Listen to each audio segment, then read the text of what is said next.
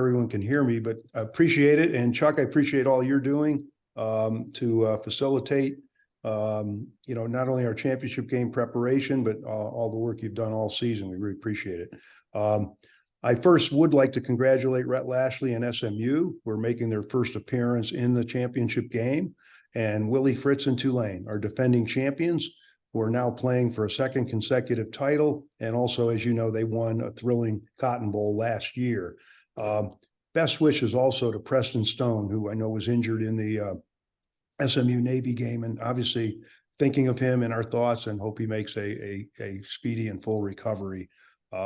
Gerald Turner and Mike Fitz. I mentioned the two presidents, Gerald Turner at SMU and Mike Fitz at Tulane, because interestingly, both have served on the College Football Playoff Board of Managers. Gerald Turner served for many years, distinguished service, and Mike Fitz has done a great job replacing him recently. And isn't it interesting that two teams competing for that CFP spot, both presidents have served on the Board of Managers? Not that they're not on the selection committee, so it's not a question of any bias there.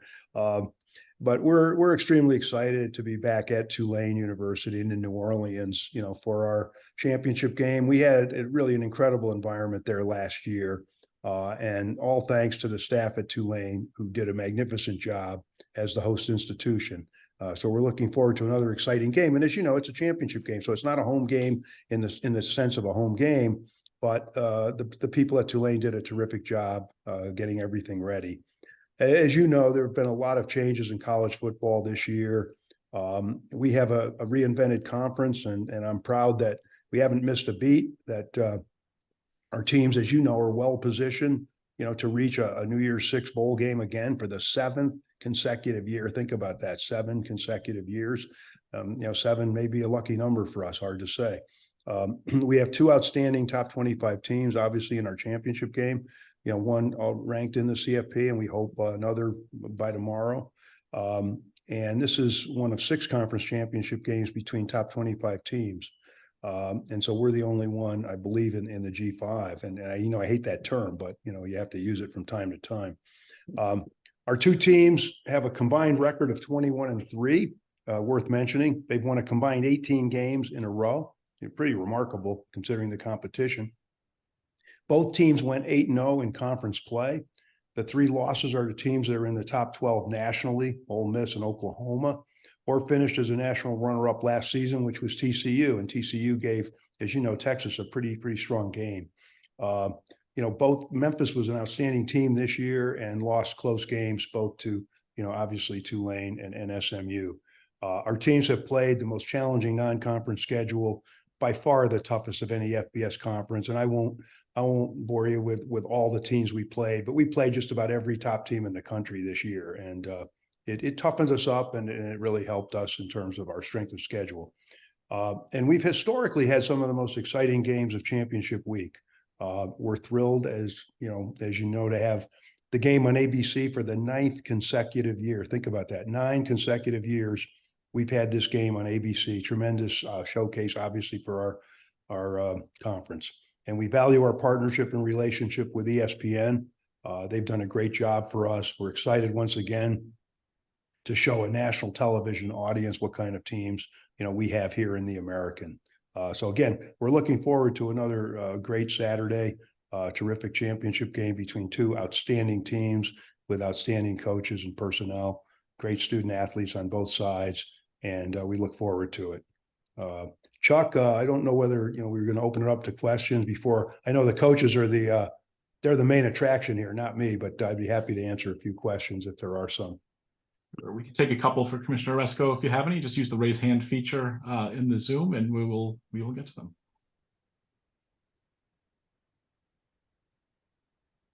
We'll go to Mark Narducci first. Mark, you can just unmute and go right ahead.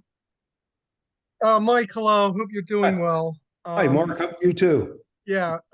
Wanted to ask you, with Army coming in, again, you'll be expanding. Do you anticipate further expansion? And has there been any dialogue with, say, the Oregon State and Washington universities? They're looking for, a home. Yeah, and a great question, both questions, Mark. The adding Army was not expansion in the sense that we're losing SMU, as you know, to the ACC next year. And we wanted to get back to 14 if we could find the right program. And Army, it speaks for itself, is a tremendous addition to this conference. So in that sense, we're back to 14, and that's really where we want it to be. We didn't want to play with an odd number of teams where you have buys in November, and that causes all sorts of controversy. There are other issues too about not having an equal number of teams. Your second question is a good one. We kicked the tires a while back in the summer on Washington State and Oregon State, Mark, and it had some serious initial dialogue. But the more we talked about it with our membership, the more we realized that, the travel in that scenario, especially in Olympic sports and basketball, men's and women's basketball, was just going to be too big a burden because, we don't have the resources. We have resources, as you know, and we've used them to good effect, but we don't have the resources that, for instance, UCLA or USC or Oregon or Washington have, where they're even Stanford and Cal traveling their teams across the country constantly in the future. We didn't feel we had the ability to do that. And if you can't charter with a lot of the Olympic sports, you're looking at 22, 24-hour trips. You're putting your student athletes through an awful lot. It's not the easiest thing to get to Pullman or Corvallis. And so we ultimately said, look, this just isn't going to work. And we would love to have had them in the conference. If geography was different, it might have worked out had they wanted to be with us. I mean, they did express some interest, but we don't know what level that ultimately was. But we did talk to them about it. And ultimately, I let them know before we announced that we were not going to go west, because it just, again, the burden and the expense, but mostly on the student athletes, that's the real issue. And so ultimately we closed it down. We wish them well. And ultimately they'll figure something out. One thing I would add, Mark, in closing, they're not the only ones who've ever been in this position. We had 5 teams that were essentially kicked out of the BCS. That were still in our conference at the time when the BCS reconfigured and they did those contract bowls. And we ultimately reinvented ourselves as the American. And, 4 teams in 1995 were basically jettisoned from the old Southwest Conference and were not included in that merger of the Big 8 and the Southwest that resulted in the Big 12. And they had to fend for themselves, and they did. And it wasn't the same situation, but they did it. What concerns me is this idea, well, they have no home. They have a home, and Stanford Cal could have had a home if they wanted to join us. They decided ultimately that, they had to press for a position in a P5 conference, understandable. And they ultimately were able to land in the ACC. And it's not up to me to say whether that's good or bad for anybody. But the point is, there were potential homes for those teams, and there will be in the future for them, even though it's not, at this point, it really doesn't make sense in our conference. So again, I wish them well. I think they'll figure it out. And, you hate to see this happen. I mean, no one thought a 115-year-old conference like the Pac-12 would essentially dissolve. No one thought that could happen in our lifetimes. And that's the nature of college athletics these days. Okay, thanks, Mike. Thank you, Mark. And again, have a great holiday season. Thanks. We'll take one more from Gary Smith, please. Hi, Mike. Tulane's a lock for the New Year's Six Bowl if they win this game. But if SMU were to win, do you think that SMU would be deserving of it? And do you think that SMU would be able to get that bid from this? I really do think they would be deserving, and I hope they would get it. And, oh yeah, without question, strength of schedule is critical. One of their competitors has literally a strength of schedule in the ESPN. I think it's the S&P, and Chuck, you can correct me, of like 133, literally at the total bottom. No P5 opponents. Records of 2-9 and 3-7. 8 of the teams I think they played, had losing records, and we have had a really tough non-conference schedule. SMU played at Oklahoma, and it was competitive midway through the 4th quarter. Let me ask you, the teams that would be potentially competing with them for New Year's Day would have done that at Oklahoma. And then at TCU, that's a rivalry game, and it was at TCU, another road game against, a reputable, obviously P5 team, which has had an up and down season. Not going to argue that, but they gave Texas all they wanted. They're a real team. And the point is, SMU, both SMU and Tulane played a Memphis team that lost by 7 points to Missouri, and you know the kind of season they've had, and that was in St. Louis. That was essentially a road game. I could talk all day about this. And our schedule, those teams, what SMU's done recently, 52 points against Navy in the first half, 52 recently, I think, against Tulsa in the first half. What they've done in the conference is nothing short of remarkable.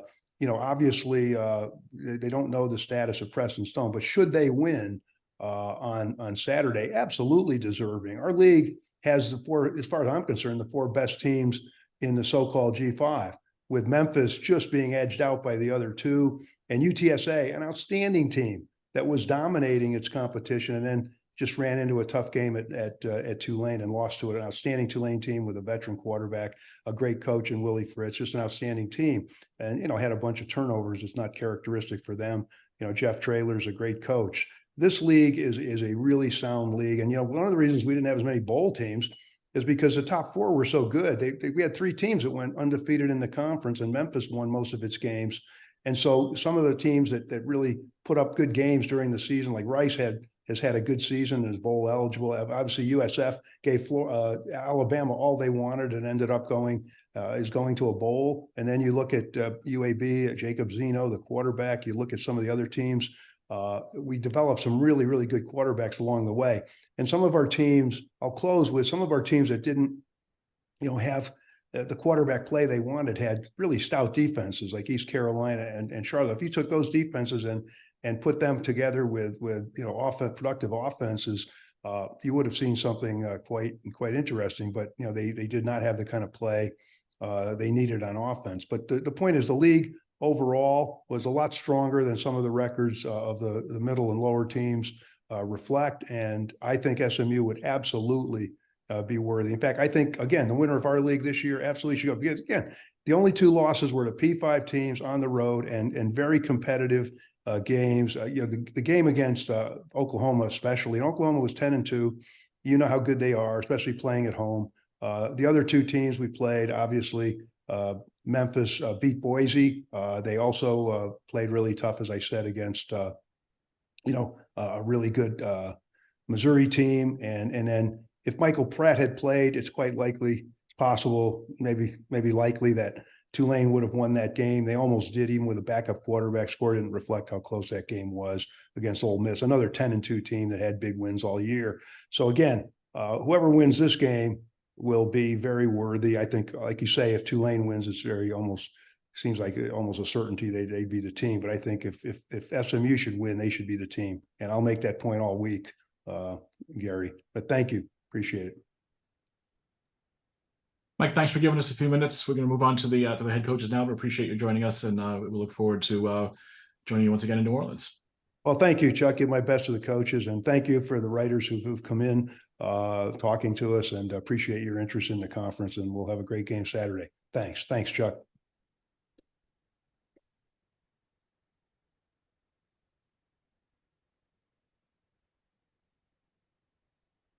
All right, we're going to move on now to Coach Rhett Lashley in just a moment here. Let me just get this set up.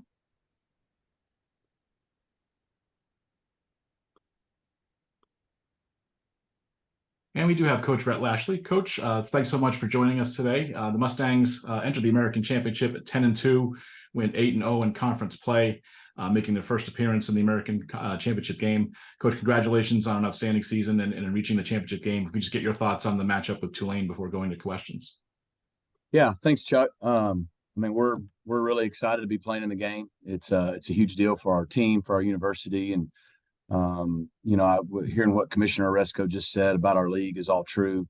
You look at our league top to bottom, but especially the top four teams this year, I think, are all deserving championship caliber teams, and so we're honored and humbled to get to be in the final two with someone like Tulane, the defending champs. And I have so much respect for what Willie Fritz does, and what Michael Pratt and that entire team have done over the last two seasons is pretty remarkable. So we're excited to have found a way to make it through the season and to be in this game. All right, we'll open up to questions. Again, use the raise hand feature if you have a question for Coach. We'll start with Stefan Stevenson with the Dallas Morning News, please. Coach, can you give us a Preston update, please? Yeah, I can. We found he had an appointment actually today with the the specialist to confirm, what we all feared is he broke his lower leg, and so he'll be out for the remainder of the season. Really unfortunate for him, was having a fantastic season, and may have played his best 2 halves of football. The second half at Memphis and the first half last week. I mean, I think he was 14 and 19 for 322 and 3 touchdowns in about a quarter and a half last week. I saw it later. I didn't know. I mean, it's the most yards a quarterback's thrown in a single quarter since 2019, what he did in the first quarter. He was just really clicking. I think his growth and development all year has been exceptional. So we're really proud of how he performed this year. We've got some great quarterbacks in this league, but I think you could argue he's just as good as any of them.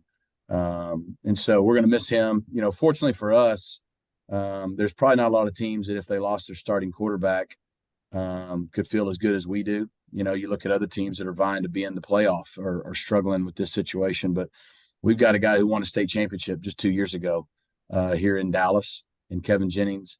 He's played in big-time moments this year already. He came in when Preston got knocked out in the Rice game and led us on a big scoring drive in the last few minutes that was necessary to secure that win. And last year came in at Tulsa and played the whole half after Preston got knocked out. And then last year when Tanner got knocked out, came in and led us on a 90-yard touchdown drive against Memphis. So, you can't replace the experience and the production and how Preston was playing, but that's not what we're asking Kevin to do. We feel like we have a good team. And we feel like if Kevin will just show up and be Kevin, that he's more than enough, and we're excited about it. Coach, was it his ankle, left ankle? Yeah, it's the fibula, so kind of the upper ankle, lower leg. Yeah, at least from everything we've been told, it's really clean. It's something that he should make a 100% recovery for sometime. I don't know exactly yet if he'll be back for the beginning of spring ball, but I would think by middle of March he should be almost back up throwing and doing everything, and should have a full summer and off season and be just fine for the future. Unfortunately, his season will come to an end, but he's going to be okay long term. Thanks, Coach. Okay, we'll go next to Gary Smith for the next one, please. NOLA.com. Sorry, I didn't take my hand down from the last question. No worries. We'll go to Billy Embody, please. Hey, Coach. With Preston and him being out now, you have Kevin, who obviously has played in big moments in the past, not only for your team but also at SOC. What is his demeanor like overall? And you've said you guys feel like you have 2 starting quarterbacks. What makes him be at that level for you guys? It's just kind of one of the strengths of who he is. He's just very even keel. You hear the term. He's the same guy every day. That's what helped him, win the first DISD state title in, 50 or 60 years, his senior year at South Oak Cliff High School here in Dallas. It's what turned us on to recruit him right when we got hired for the job. And he's been that way ever since he got here. He's super talented. He can throw it. He can run it. It's been really hard. We've got so much depth on our team. We feel like at a lot of positions this year, we've had co-starters, and quarterback's one of those positions. It's hard to do that. But if you could, he's talented enough to have been playing, and you don't always think that about your backup. There's usually a reason they're a backup. And then just the way he's handled the times he's had to come in, that's the hardest thing about being a backup. You don't get the reps during the week and then you're thrown in, and, he's handled that well. And that's a little different when you've never started. So, there'll be some probably different nerves that he'll overcome that we all have had if we play, but that's kind of been who we are this year, just a team, next man up mentality. Offensively, we got a lot of good players, but it's been a different running back, different receiver each week. And, we had our first receiver finally have a 100-yard game in week 12 last week, and same thing on defense. I think we have over 20 guys on our defense with over 20 tackles, but at least going into last week, we don't have a single guy in the top 25 in the league. So it's been a next man up mentality when guys get nicked up or banged up, and it'll be no different with Kevin. Go next to Steve Helwick, please. Hi, Coach. You've been with SMU for a few years now, but this is the first time in the AAC title game. What do you think clicked differently with your defense this year that allowed you to get over the hump? Yeah, great question. I mean, that's what we felt like, for my time here as OC and then even being back in the first year, that just if we wanted to have a chance to compete for the championship, we couldn't just have top 10 offenses. We had to have a championship caliber defense. And you look at Tulane and what they did last year. They had a championship caliber defense coupled with a big time quarterback and running back and really good receivers. And they've done it again this year. You look at UTSA, a team that was, coming down the stretch. They have a really good defense this year. And so the reality of it is we haven't had a top 40 defense at SMU in 40 years. And so we felt like that had to change if we wanted to change, our overall result as a team. And our staff did a great job of, we had some really good returning players like Elijah Chapman, DeVere Levelston, Nelson Paul, and Isaiah Wacobia, and on. But we went out and we were very aggressive in recruiting. We brought in some transfer defensive linemen that have really stepped up and made a huge impact, and some transfer DBs. And so we feel like we upgraded our roster and added value to those guys returning on defense. And then at the same time, I think you got to give Scott Simons and our entire defensive staff a ton of credit. Scott's a guy, when I hired him, had back-to-back top 15 defenses at Liberty. And so, he just needed to get 1 year here, get a system in place, maybe fill some holes like we did. And they were able to put guys in position, create a lot of confidence. And, fortunately, we were able to play some really good defense this year, and that helped us get here. Next one, Kent Smith, allponies.com, please. So, Rhett, when you were thinking about hiring Scott, I know that number on what the ranking was on the defense at Liberty played a big role, but what was it specifically that you saw in him and the way he ran the defense that made you think he would do this at SMU? Yeah, it was really a couple things. Past experience was number one. Our business is tough. You got to have trust and loyalty with people that are on your staff. And Scott and I had a chance to work together in 2012 on staff at Arkansas State with Gus Malzahn. He was a defensive quality control in our first year there, so we knew each other. We had met each other and had a season together. We actually won a conference championship that year and won 10 games. And then I went with Gus on to Auburn. He went his separate way and had a great career. But that was the first thing. I knew who he was, so there's some familiarity. I know Hugh Freeze really well. Was able to call him, get his opinions of him. And then the biggest thing is, yes, the numbers are important. They had a really good defense, particularly in the pass defense, which, again, you got to stop the run to win a championship. But we had been really, really poor over the last decade against the pass here at SMU. And so it's like, hey, how do we keep from letting people throw for 340 or 100 yards a game every week on us? They had been one of the top pass defenses in the country at Liberty. And then the last part that really made sense to me is he had done it with a guy like Hugh Freeze, who spreads the field, plays with up-tempo offense, much like we like to do. And they still had a really quality defense, which to me meant, he could work well with just what we want to do as a team philosophy. So I just felt like it would be a good fit. And, last year we made some really good strides in our pass defense, but overall, we weren't where we wanted to be. But, we made a big jump this year just because I think, that's what he was always capable of. And I think our players deserve a ton of credit for it. Go next to Mark Narducci, please. Hey, Brad, wanted to ask you about Jalen Knight and his availability. From what I had gathered, and I could be wrong, maybe he could have gone against Navy, but just how about his status for this game? Yeah, I think we'll have all those guys. Jalen Knight and LJ Johnson practiced off and on last week. They just had some minor ankle injuries coming out of the Memphis game. They practiced, they warmed up, they were available. With it being senior day, we started Tyler Levine and Kamar Wheaton was healthy. And so we were going to start the game with those two and see how it went. And, we were fortunate enough to get a lead pretty early. And so Coach Hall did a good job of just not putting those guys in. And hopefully that extra week of rest will help them be as close to 100% as a running back can be in week 13. But we expect to have all those guys available this week. Thank you.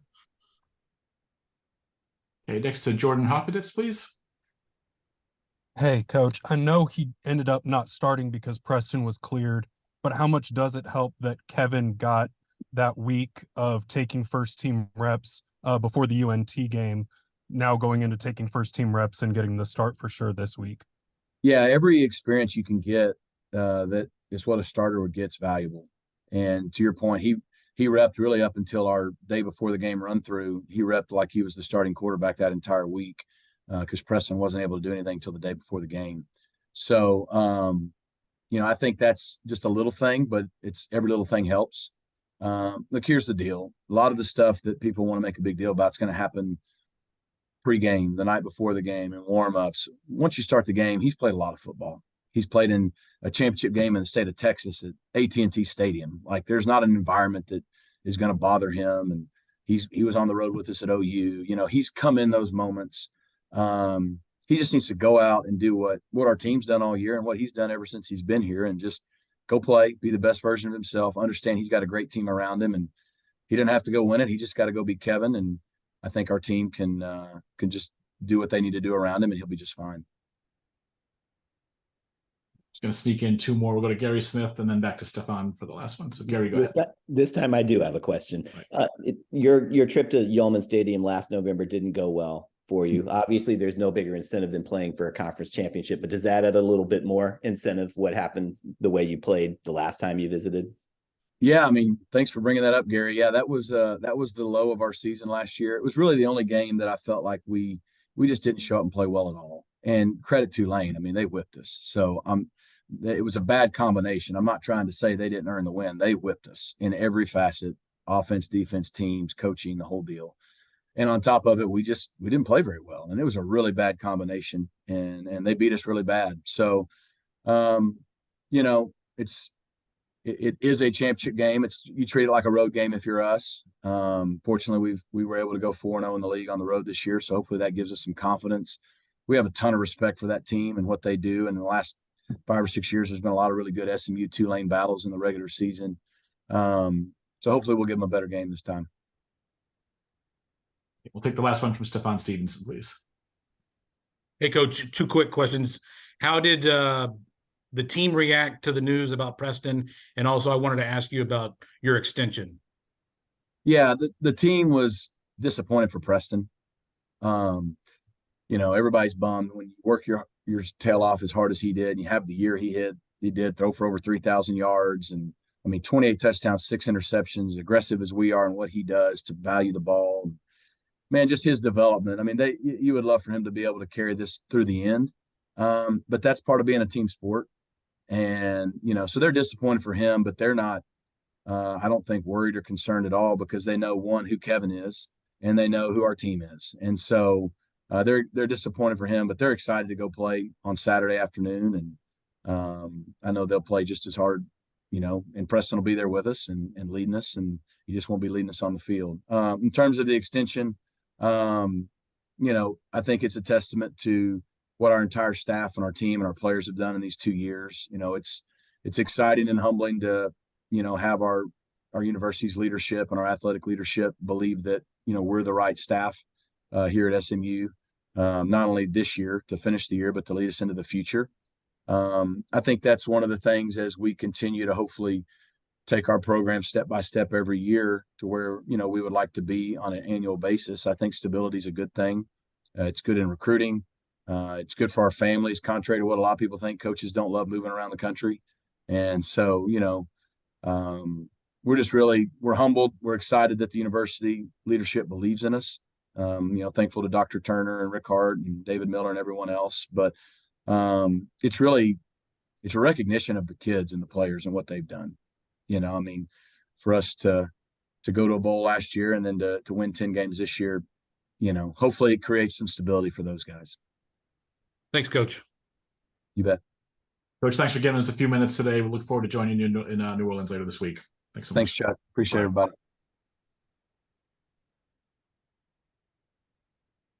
Dad?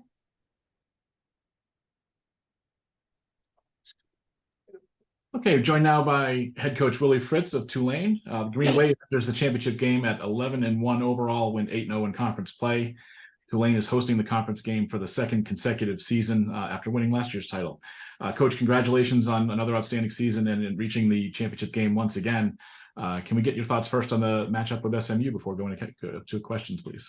Well, I caught the end of Rhett's press conference. They've had a phenomenal year. I've been very, very impressed. And he's right. What they're doing defensively. They've always had an extremely strong offense, and do a good job in the kicking game, but they're playing lights out on defense, and it's going to be a tremendous challenge for us Saturday.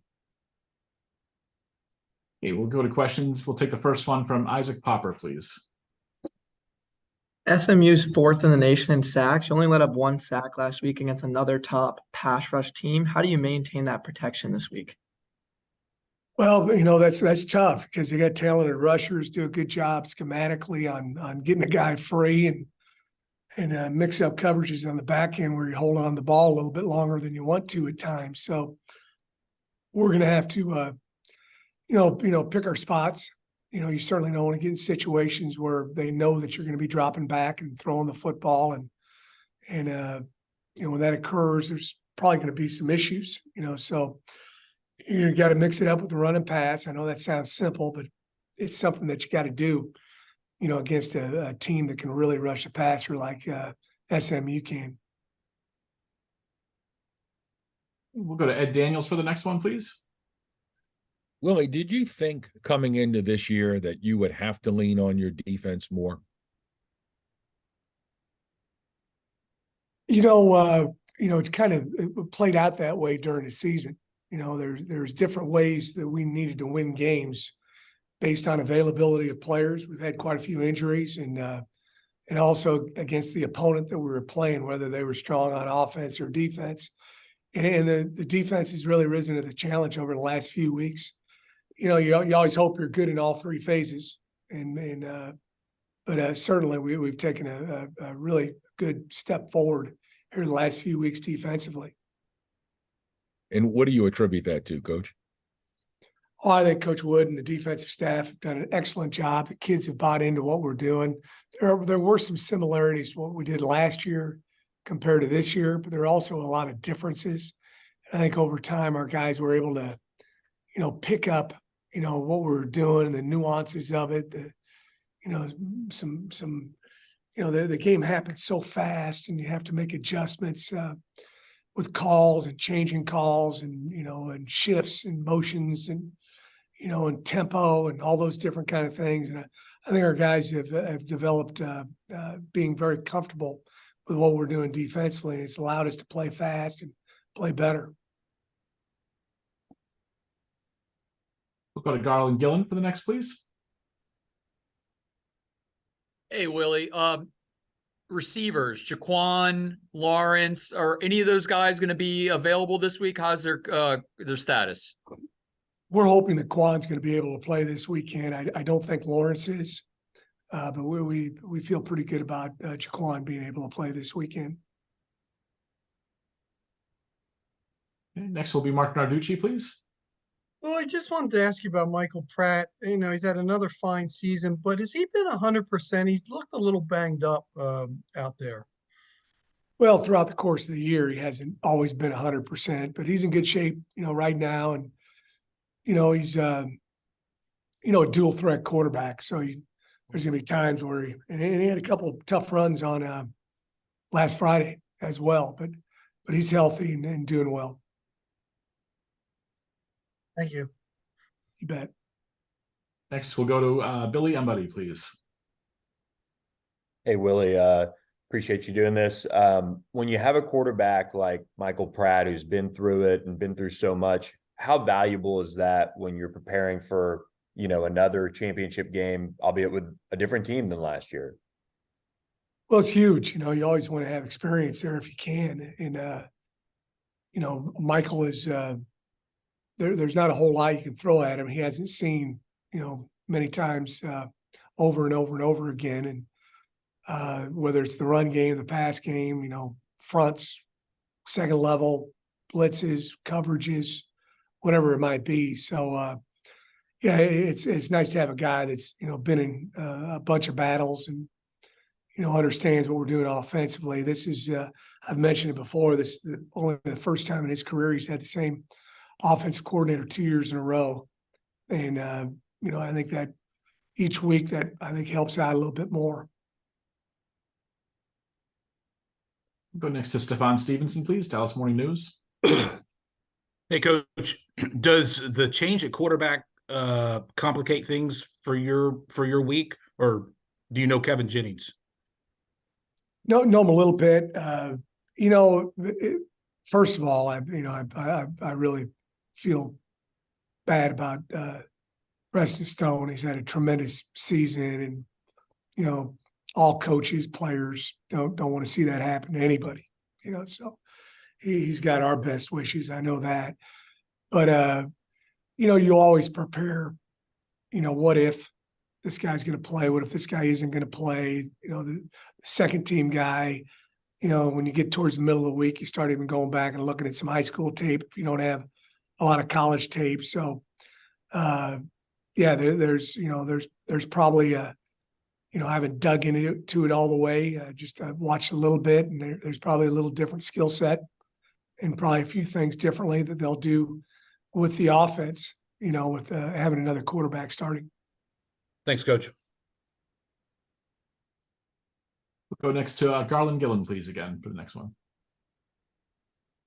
Hey, Willie, last year you did a great job blocking out the noise there was some talk around Georgia Tech. Coaching carousel's heating up and your name is out in there again. How do you just don't pay attention to it, kind of block it out? How do you prepare this week when your name is out there for a lot of possible jobs?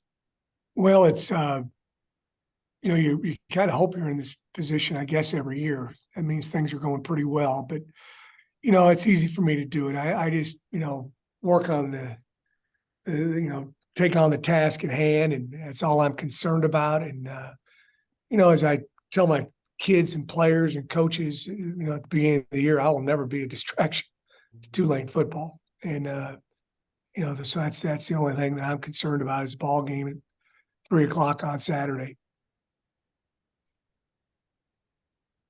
Okay, we'll go next to Joseph Duarte from the Houston Chronicle. Hey, Willie.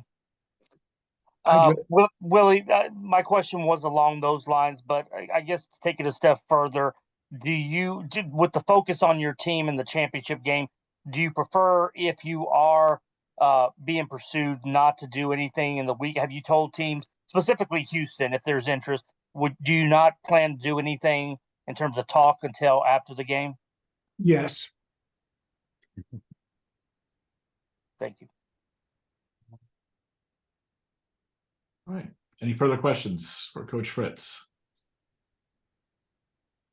Well, Coach, thanks for giving us a few minutes today. We look forward to joining you down in New Orleans in a couple of days here. So. Thank you. Safe travels.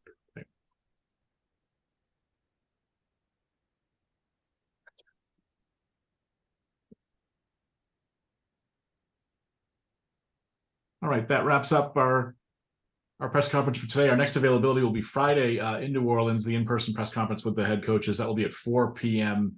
Local time over at Yulman Stadium. If you need anything in the meantime, please feel free to reach out. Thanks so much again for joining.